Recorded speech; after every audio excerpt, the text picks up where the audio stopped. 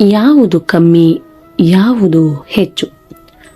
ಒಬ್ಬ ಶ್ರೀಮಂತ ವ್ಯಕ್ತಿಗೆ ಇದ್ದಕ್ಕಿದ್ದಂತೆ ಮೈ ಹುಷಾರಿಲ್ಲದಂತಾಯಿತು. ಬಳಲುತ್ತಾ ನೋಯುತ್ತಾ ಹಾಸಿಗೆಯಲ್ಲಿ ಮಲಗಿದ ಅವರು ಹತ್ತಿರದ ಡಾಕ್ಟರ್ ಒಬ್ಬರನ್ನು ಮನೆಗೆ ಬಂದು ಪರೀಕ್ಷಿಸಲು ಕೇಳಿಕೊಂಡರು. 3ನೇ ಮಹಡಿಯನ್ನು ಕಷ್ಟಪಟ್ಟು ಹತ್ತಿಕೊಂಡು ಬಂದ ಡಾಕ್ಟರ್ ಏದಿಸಿರು ಬಿಡುತ್ತಾ, ಹುಷ್, ಮೇಲೆ ಬರುವಷ್ಟರಲ್ಲಿ ಸಾಕಾಗಿ ಹೋಯಿತು ಎಂದರು.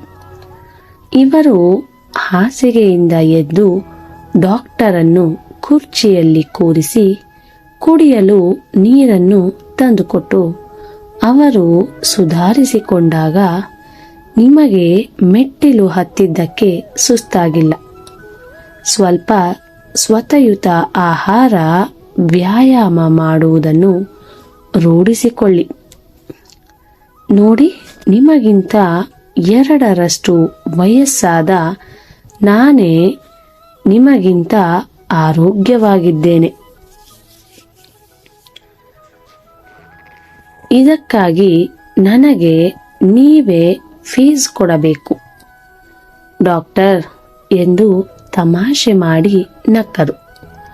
ಆಗ ಡಾಕ್ಟರ್, ನೀವೇ ನನಗೆ ಡಬಲ್ ಫೀಸು ಕೊಡಿ ಎಂದರು. ಯಾಕೆ ಅಂದಾಗ, ನಾನು ಚಿಕಿತ್ಸೆ ಮಾಡುವ ರೀತಿ ಇದು. ರೋಗಿಯ ಮನೆಗೆ ಹೋದ ತಕ್ಷಣ ನಾನೇ ರೋಗಿಯಾಗಿ ಬಿಡುತ್ತೇನೆ. ಆಗ ನನ್ನನ್ನು ತನಗೆ ಹೋಲಿಸಿಕೊಳ್ಳುವ ರೋಗಿ ಡಾಕ್ಟರಿಗಿಂತ ನಾನೇ ಎಷ್ಟೋ ವಾಸಿ ಎಂದುಕೊಂಡು ಅರ್ಧ ವಾಸಿಯೇ ಆಗಿಬಿಡುತ್ತಾನೆ. ನಿಜ ಅಲ್ವಾ ಅದು? ನೀವೇ ಮಲಗಿದ್ದವರು ಎದ್ದು ಅದೆಷ್ಟು ಲವಲವಿಕೆಯಿಂದ ಓಡಾಡಿದಿರಿ ಎಂದರು ನಗುತ್ತ.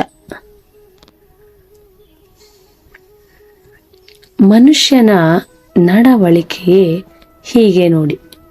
ತಾನು ಬಹಳ ಕಷ್ಟದಲ್ಲಿರುವ ಸಮಯದಲ್ಲಿ ತನಗಿಂತ ಕಷ್ಟದಲ್ಲಿರುವವರನ್ನು ನೋಡಿ ತನ್ನ ಕಷ್ಟವನ್ನು ಕನಿಷ್ಠವಾಗಿ ಕಾಣುತ್ತಾನೆ. ಸಂಕಟದಲ್ಲಿರುವ ಹೆಣ್ಣು ತನಗಿಂತ ಸಂಕಟ ಪಡುವ ಹೆಣ್ಣಿಗೆ ಸಹಾಯ ಮಾಡಿ ತನ್ನ ನೋವನ್ನು ಮರೆಯುತ್ತಾಳೆ. ನಿಜ ತಾನೇ?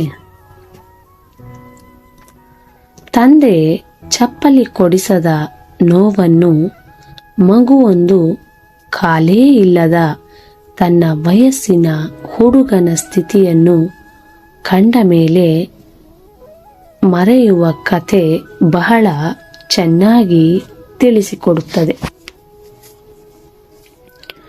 ಜಗತ್ತೇ ನನ್ನ ತಲೆಯ ಮೇಲಿದೆ, ಎಲ್ಲ ಕಷ್ಟಗಳು ನನಗೆ, ದೇವರು ನನಗೇ ಯಾಕೆ ಹೀಗೆ ಮಾಡುತ್ತಾನೆ ಎಂದು ಹಳಹಳಿಸುವವರನ್ನು ನಾವು ನಿರಂತರವಾಗಿ ನೋಡುತ್ತಿರುತ್ತೇವೆ. ಜಗತ್ತಿನಲ್ಲಿ ನನ್ನಷ್ಟು ಕಷ್ಟ ಯಾರಿಗೂ ಇಲ್ಲ ಅಂದುಕೊಳ್ಳುವುದು ಸ್ವಮರುಕ ಅಷ್ಟೆ.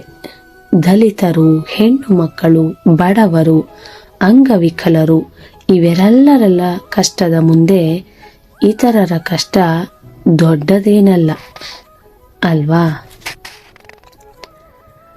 2 ಕಡ್ಡಿಗಳಲ್ಲಿ ಯಾವುದನ್ನು ಮುರಿಯದೆ ಒಂದನ್ನು ಚಿಕ್ಕದು ಮಾಡಬೇಕೆಂದರೆ ಅದರ ಪಕ್ಕಕ್ಕೆ ಅದಕ್ಕಿಂತ ದೊಡ್ಡದಾದ ಕಡ್ಡಿಯನ್ನು ಇಟ್ಟ ಬುದ್ಧಿವಂತಿಕೆಯ ಕತೆ ನಿಮಗೆಲ್ಲ ಗೊತ್ತೇ ಇದೆ ತಾನೇ?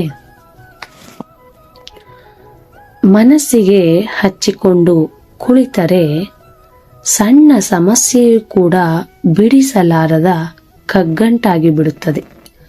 ಹಗುರವಾಗಿ ತೆಗೆದುಕೊಂಡರೆ ಅರ್ಧ ಸಮಸ್ಯೆ ಬಗೆಹರಿದಂತೆ ಕಾಣುತ್ತದೆ. ಯಾವುದೇ ಕೆಲಸ ಸಂದರ್ಭ ಘಟನೆ ಚಿಕ್ಕದು ದೊಡ್ಡದು ಎಂಬುದನ್ನು ನಿರ್ಧರಿಸುವುದು ಅದರ ಸುತ್ತಮುತ್ತಲಿನ ಆಗುಹೋಗುಗಳು ಮತ್ತು ಅದಕ್ಕೆ ಸಂಬಂಧಿಸಿದ ಮನಸ್ಸು ಮಾತ್ರ.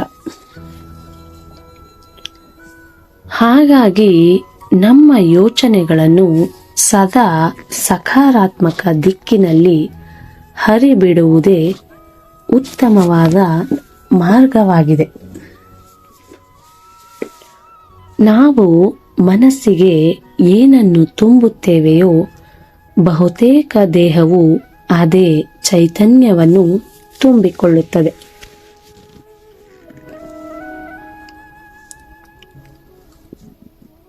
ಕುಶಾಲಿನ ಮನಸ್ಸಿದ್ರೆ ದೇಹವೂ ಕೂಡ ಕುಶಲವಾಗಿರುತ್ತದೆ. ಧನ್ಯವಾದಗಳು.